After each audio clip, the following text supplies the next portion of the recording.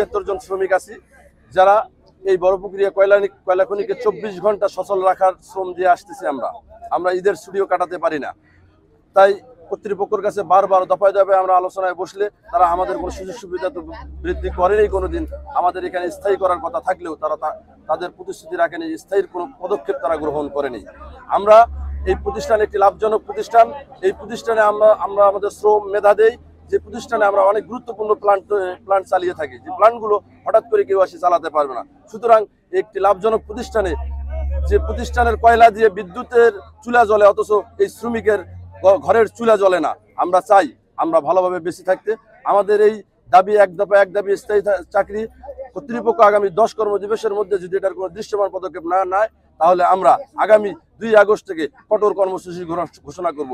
এতে যদি আমাদের আত্মহত্যা দিতে হয়, শ্রমিক বিপ্লব ঘটাতে হয়, রাজপথ রেলপথ যদি অবরোধ করতে হয়, প্রয়োজনে আমরা তাই করব। দৈনিক বাংলাদেশ মিডিয়া, সত্যের সন্ধানে সারাক্ষণ।